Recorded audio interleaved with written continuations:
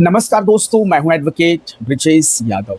दोस्तों, आज की इस वीडियो लेक्चर के अंदर हम बात करने वाले हैं the arbitration and conciliation act 1996 के बारे में।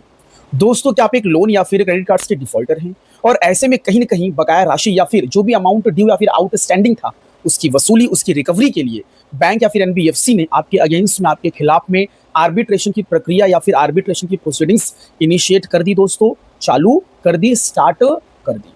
अब हुआ क्या, आपको पता चला कि आपके खिलाफ में आर्बिट्रेशन की प्रक्रिया स्टार्ट हो गई है, लेकिन अब आपको ऐसा लग रहा है कि मेरे खिलाफ में, मेरे अगेंस्ट में जो आर्बिट्रेशन की जो प्रोसीडिंग्स इनिशिएट हुई है, जो स्टार्ट हुई है, वो इलीगल है, गैर कानूनी है, गलत तरीके से चलाई जा रही है, जो कि अवैध है। तो ऐसे में दोस्तों आप ये चाहते हैं कि इस आर्बिट्रेशन की प्रक्रिया को, इस आर्बिट्रेशन की प्रोसीडिंग्स को मैं स्टॉप करवा दूं। तो दोस्तों, आज की इस वीडियो लेक्चर्स के अंदर मैं आपको कुछ ऐसे लीगल स्टेप्स या फिर कुछ ऐसे कानूनी कदम बताने वाला हूं, जिसका उपयोग करके, जिसको यूज करके आप इमीडिएटली, तुरंत आप इस आर्बिट्रेशन की प्रक्रिया को आप स्टॉप करवा सकते हैं। दोस्तों सबसे पहले आपको समझना पड़ेगा द आर्बिट्रेशन कंसिलिएशन एक्ट के सेक्शन 4 के बारे में। जैसे ही आपको पता चला कि आपके खिलाफ में, आपके अगेंस्ट में आर्बिट्रेशन की प्रोसीडिंग्स गलत तरीके से स्टार्ट हुई है, इनिशिएट हुई है दोस्तों, सो डियर फ्रेंड्स, सबसे पहले आपको एज पर दी सेक्शन 4 आपको दोस्तों उसमें इमीडिएटली आपको ऑब्जेक्शन रेज करना चाहिए, आपको ऑब्जेक्शन आपका लगाना चाहिए, उसका आपको विरोध करना चाहिए दोस्तों।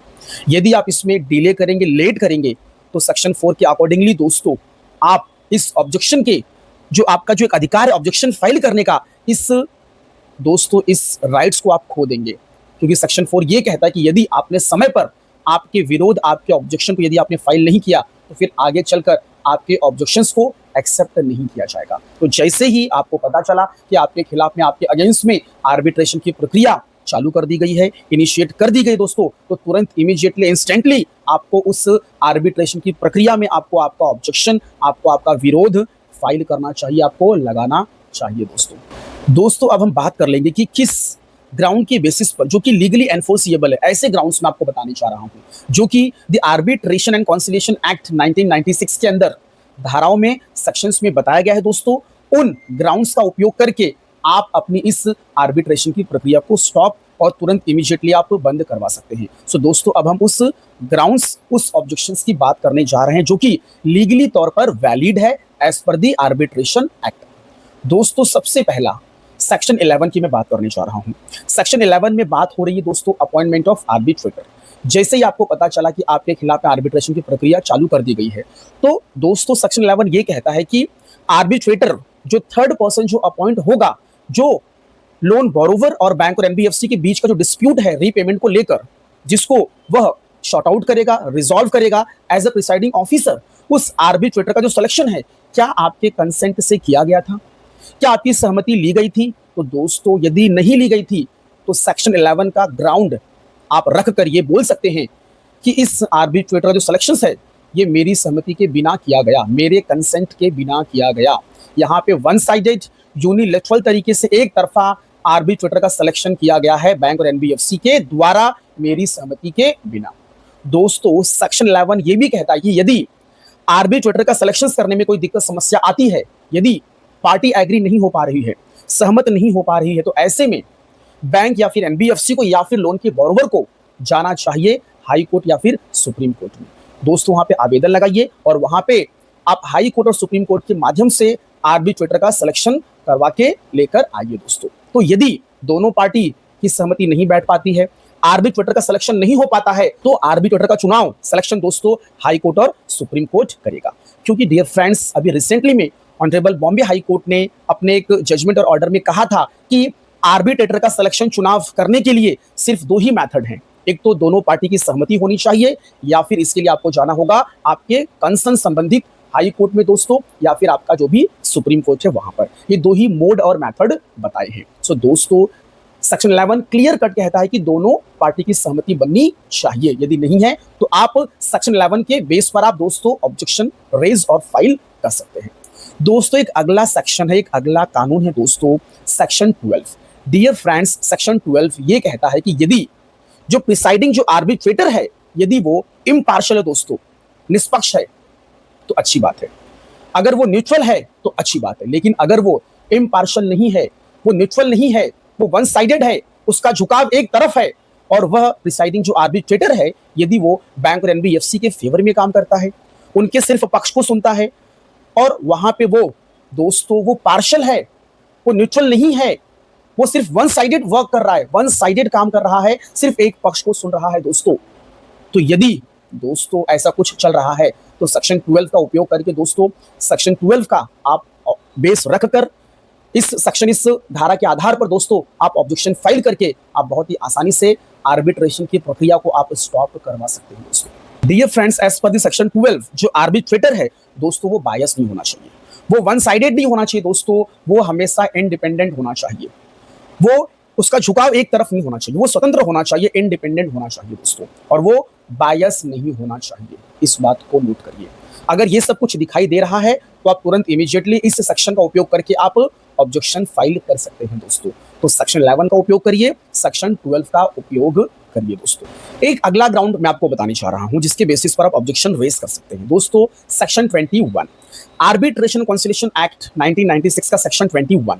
सेक्शन 21 दोस्तों ये कहता है कि यदि आपको इन्वोकेशन ऑफ आर्बिट्रेशन की नोटिस नहीं मिली है तो दोस्तों सेक्शन 21 का एक पॉइंट रेज करके आप ये कह सकते हैं कि मुझे कोई भी नोटिस नहीं भेजी गई है कि आपने मेरे खिलाफ में, मेरे अगेंस्ट में आप आर्बिट्रेशन की प्रक्रिया चालू करने वाले हैं, तो मुझे सेक्शन 21 की नोटिस नहीं भेजी गई है। तो ये एक आपका बेस, आपका ग्राउंड बन सकता है दोस्तों कि आपको बाकायदा सूचित इन्फॉर्म नहीं किया गया। तो इसके आधार पर आप ऑब्जेक्शन रेज कर सकते हैं। आप अपने ऑब्जेक्शंस में इस पॉइंट को भी आप लिख सकते हैं, इस पॉइंट के बेसिस पर आप अपने ऑब्जेक्शंस को रेज कर सकते हैं दोस्तों। क्योंकि यदि किसी के खिलाफ में कोई भी आपको कानूनी प्रक्रिया करना है तो उसको पहले आपको बाकायदा, आपको इन एडवांस में आपको उसको प्री इंटीमेट करना पड़ेगा, उसको आपको लीगल नोटिस सर्व करना पड़ेगा दोस्तों under section 21 invocation of arbitration की नोटिस। सो दोस्तों इस प्रकार से आप कुछ इस प्रकार के ऑब्जेक्शंस को आप अपने ऑब्जेक्शन लेटर में आप लिख सकते हैं दोस्तों, आप रेज कर सकते हैं। तो जो प्रिसाइडिंग जो आर्बिट्रेटर होगा वो वन साइडेड नहीं होना चाहिए, वो यूनिलेटरल नहीं होना चाहिए, वो दोनों पक्षों को सुनना चाहिए, आपकी कंसेंट भी होनी चाहिए आर्बिट्रेटर के चुनाव और अपॉइंटमेंट में दोस्तों। और वो जो आर्बिट्रेटर है वो इंडिपेंडेंट होना चाहिए दोस्तों, वो इम्पार्शियल होना चाहिए, वो बायस नहीं होना चाहिए दोस्तों, और वो न्यूट्रल होना चाहिए, निष्पक्ष होना चाहिए। दोनों पार्टी को सुनकर ही उसे आगे चलकर कोई भी, चाहे वो इंटरिम ऑर्डर हो चाहे अवार्ड हो, वो देना चाहिए दोस्तों। यदि ऐसा कुछ आपके साथ में हो रहा है, दैट मींस कि आपके साथ में इनजस्टिस हो रहा है, अन्याय हो रहा है दोस्तों, फंडामेंटल राइट्स का वायलेशन हो रहा है दोस्तों अंडर आर्टिकल 14, आपको कानून के समक्ष आपको इक्वली ट्रीट नहीं किया जा रहा है दोस्तों, इस बात को नोट करिए। तो ये सारे ग्राउंड्स को मेंशन करिए और आप अपने इस आर्बिट्रेशन की प्रक्रिया में ऑब्जेक्शन, विरोध आपका फाइल करिए दोस्तों। अब हम ये समझ लेते हैं कि चलिए ऑब्जेक्शन लेटर रेडी हो गया। अच्छा, कुछ लोग यहाँ पे गलती ये करते हैं कि जो लीगली जो ग्राउंड्स वैलिड है, जो कि एनफोर्सिएबल होते हैं, वो ग्राउंड्स को मेंशन ना करके कुछ इमोशनल बातें उस लेटर के अंदर, उस ऑब्जेक्शन के लेटर के अंदर मेंशन कर देते हैं दोस्तों। तो जो इमोशनली जो बातें होती है, फॉर एग्जांपल कि मेडिकल इश्यूज है, जॉब लॉस है, काम धंधा नुकसान, सारी चीजें, ठीक है, पैसे की प्रॉब्लम चल रही है, तो घर की आपकी जो घरेलू जो आपकी जो प्रॉब्लम्स है वो चीजों को मेंशन करने से बचे दोस्तों। वो सप्लीमेंट्री वो बातें आप लास्ट में ऐड कर सकते हैं, लेकिन आपको सबसे पहले आपको दोस्तों लीगली जो वैलिड जो ग्राउंड है एज पर दी कानून, एज पर दी लॉ, जो कि आर्बिट्रेशन के कानून में जो ग्राउंड्स मेंशन किए गए, पहले आपको उनको आपके ऑब्जेक्शन का बेस बनाना है। पहले आपको उन सारी बातों को आपके ऑब्जेक्शन लेटर में, आपके ऑब्जेक्शन लेटर में आपको मेंशन करना दोस्तों। उसके बाद आपकी जो इमोशनल चीजें हैं आप उसको लास्ट में आप एज अ सप्लीमेंट्री आप एडिशनल पॉइंट में ऐड कर सकते हैं, लेकिन सबसे पहले आपको लीगली जो ग्राउंड्स जो वैलिड हैं उनको आपको पहले अटैच करना है दोस्तों। और कोशिश करिए कि आपके ऑब्जेक्शन लेटर के अंदर ऑनरेबल सुप्रीम कोर्ट की लैंडमार्क जजमेंट्स और ऑनरेबल बॉम्बे हाई कोर्ट की लैंडमार्क जजमेंट्स को जरूर अटैच करें, उससे आपका ऑब्जेक्शन काफी इफेक्टिव होगा। और इस ऑब्जेक्शन को सही समय पर जैसे ही आपको पता चला, आप तुरंत दोस्तों आपके ऑब्जेक्शंस को आप सबमिट करें, नहीं तो आप एज पर द सेक्शन 4 आप अपने अधिकार को खो देंगे ऑब्जेक्शन को फाइल करने का। इस बात को नोट करें दोस्तों। डियर फ्रेंड्स, अब हम बात करेंगे कि ऑब्जेक्शन कैसे फाइल करना है, कहां फाइल करना है, सही तरीका क्या है दोस्तों। कई बार ऐसा देखा गया कि ऑब्जेक्शन फाइल करने के बाद भी जो प्रिसाइडिंग जो आर्बिट्रेटर होते हैं वो हमारे खिलाफ में, हमारे अगेंस्ट में इंटरिम ऑर्डर और आर्बिट्रल अवार्ड हमारे खिलाफ में पास कर देते हैं दोस्तों। कई बार हम ऑब्जेक्शन लगाते हैं, कई बार हम ऑब्जेक्शन फाइल करते हैं, उसके बाद भी हमारे खिलाफ में, हमारे अगेंस्ट में आर्बिट्रल अवार्ड पास कर दिया जाता है, इंटरिम ऑर्डर पास कर दिया जाता है। अब मैं आपको बताने जा रहा हूं कि सही तरीका क्या है अपने ऑब्जेक्शन को सबमिट करने का। डियर फ्रेंड्स, कई बार अभी देखिए दोस्तों, आजकल इस मॉडर्न जमाने में, इस डिजिटल जमाने में आजकल आर्बिट्रेशन की जो प्रक्रिया है, जो प्रोसीडिंग्स है वो चलाई जा रही है दोस्तों, ओडीआर, ऑनलाइन डिस्प्यूट रेजोल्यूशंस के माध्यम से। एक प्लेटफॉर्म होता है ओडीआर दोस्तों, उसके माध्यम से आर्बिट्रेशन की प्रक्रिया चलाई जा रही है। वहां पे दोस्तों कुछ फेमस जो ओडीआर प्लेटफॉर्म्स है, फॉर एग्जांपल दोस्तों प्लीजसॉल्व 360 हो गया, समा या फिर एड्रेस नाउ, इस प्रकार की कुछ डिजिटल प्लेटफॉर्म्स है जहां पे आर्बिट्रेशन की प्रक्रिया चलाई जा रही है। तो ये क्या करते हैं, आपको नोटिसेस वगैरह जो भी ये प्लेटफॉर्म्स आपको सर्व करते हैं और आपको भेजते हैं। तो आपको करना क्या दोस्तों, आपका जब ऑब्जेक्शन रेडी हो गया, और कोशिश करिए कि दोस्तों ऑब्जेक्शंस आप किसी एक्सपर्ट एडवोकेट के माध्यम से ही बनवाइए, क्योंकि वो proper as per the law, कानून के मुताबिक वो वैलिड ग्राउंड्स सेक्शंस के साथ में, धारा के साथ में वो मेंशन करेगा दोस्तों। तो थोड़ा सा वो इफेक्टिव होगा और मजबूत और स्ट्रांग होगा दोस्तों, तो ही आपका आर्बिट्रेशन की जो प्रक्रिया है वो स्टॉप और रुक सकती है। इस बात को नोट करिए। तो दोस्तों आपके इस ऑब्जेक्शन लेटर को आप 3 तरीके से भेज सकते हैं। इसके 3 तरीके, 3 मेथड्स हैं। पहला तो लिखित रूप में आप उसको बनाइए अच्छे से, बढ़िया से। उस ऑब्जेक्शन को दोस्तों सबसे पहले जो प्रिसाइडिंग जो आर्बिट्रेटर हैं, उनके एड्रेस पर, उनके ईमेल आईडी पर आपको भेजना है। उनका जो भी पता होगा, जो एड्रेस होगा, जहां से आपको वो नोटिस आई है आर्बिट्रेशन की प्रक्रिया की, ठीक है। यदि वो ओडीआर प्लेटफॉर्म के माध्यम से आई है तो उनका एड्रेस होगा, उनका ईमेल आईडी होगा, वहां पे आप सबमिट करें दोस्तों। यदि पर्टिकुलरली आर्बिट्रेटर का कोई एड्रेस है, कोई मोबाइल नंबर या फिर ईमेल आईडी है दोस्तों, तो ध्यान देना, ईमेल आईडी ये सबसे लीगल तरीका होता है। ईमेल आईडी पे भेजिए दोस्तों, और उनके एड्रेस पर रजिस्टर्ड स्पीड पोस्ट, एडी या फिर स्पीड पोस्ट के माध्यम से दोस्तों आप भेजिए उनके रजिस्टर्ड एड्रेस के ऊपर। और ये ध्यान देना कि जब आप मेल के माध्यम से भेजेंगे तो उसकी डिलीवरी रिपोर्ट, सेंट वाली जो फोल्डर है वहां पे जाके उसकी डिलीवरी रिपोर्ट को चेक करें। स्पीड पोस्ट के माध्यम से भेजे हैं तो डाक की रसीद, एक्नॉलेजमेंट कॉपी को संभाल कर रखिए, उसकी ऑनलाइन ट्रैकिंग, डिलीवरी रिपोर्ट भी अपने पास संभाल कर रखिए दोस्तों। ये सारी चीजें आपको आगे फ्यूचर में काम आएंगी। साथ ही साथ इस ऑब्जेक्शन की एक कॉपी आपको बैंक और एनबीएफसी की जो रजिस्टर्ड जो हेड ऑफिस है या फिर ब्रांच ऑफिस है, वहां पे एक कॉपी आपको स्पीड पोस्ट के माध्यम से भेजना है। पोस्टल की रसीद और डिलीवरी की, ऑनलाइन डिलीवरी की ट्रैकिंग रिपोर्ट भी आपको संभाल कर रखना है दोस्तों। और जिस बैंक और एनबीएफसी के जो एडवोकेट जो हैं, जो लॉयर हैं, जो वकील हैं, उनके माध्यम से यदि कोई नोटिस आई है तो उनके वकील साहब को भी उनके एड्रेस पर, उनके ऑफिशियल ईमेल आईडी पर एक कॉपी आपको स्पीड पोस्ट के माध्यम से और उसकी सॉफ्ट कॉपी उनके ईमेल आईडी पे आपको भेजना चाहिए दोस्तों। तो ये सारी प्रक्रियाओं को करिए। क्या होता है, आप इन सारी प्रक्रियाओं को करते नहीं है तो आपका जो ऑब्जेक्शन है वो सही तरीके से उनके पास पहुंच नहीं पाता है, सही तरीके से वो ऑब्जेक्शन सबमिट नहीं हो पाता है दोस्तों। इससे होता क्या है, आपके खिलाफ में आर्बिट्रेशन की प्रक्रिया चलती रहती है, वन साइडेड, एक तरफ, आगे चलकर आपके खिलाफ में आर्बिट्रल अवार्ड या फिर इंटरिम ऑर्डर पास हो जाता है दोस्तों। डियर फ्रेंड्स, देखिए क्या होता है ना, जब ओडीआर के माध्यम से आर्बिट्रेशन की प्रक्रिया चलती है ना, तो आपको आपके ऑफिशियल ईमेल आईडी पे, आपके रजिस्टर्ड ईमेल आईडी पे आपको मेल आता है। तो उसमें क्या होता है, उसमें ऑब्जेक्शन को सबमिट करने का एक लिंक अवेलेबल होता है। तो उस लिंक के अंदर भी आप अपने ऑब्जेक्शंस को आप सबमिट जरूर करिए दोस्तों, इस बात को नोट करिए। तो इस तरीके से अपने ऑब्जेक्शंस को आप जरूर सबमिट करिए। यदि आप नहीं करेंगे, ये मेथड्स को फॉलो नहीं करेंगे, तो आपके इस आर्बिट्रेशन के ऑब्जेक्शन को कंसीडर नहीं किया जाएगा। इस बात को नोट करिए दोस्तों।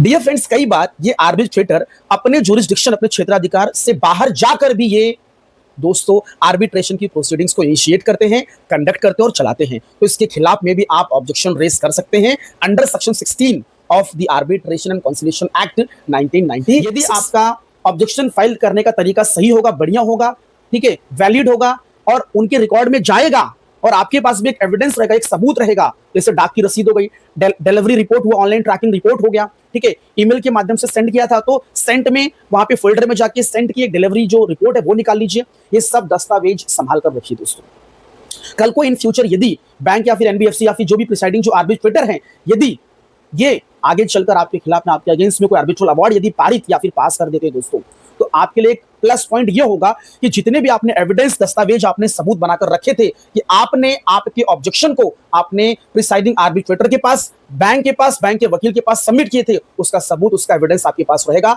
आप उसी को लेके जाकर दोस्तों आपके डिस्ट्रिक्ट कोर्ट, माननीय सिविल न्यायालय में दोस्तों आप उस आर्बिट्रल अवार्ड को सेट असाइड या फिर उस पे स्टे लेने के लिए दोस्तों आप पिटीशन फाइल कर सकते हैं under section 34 of the arbitration and conciliation act 1996 के तहत।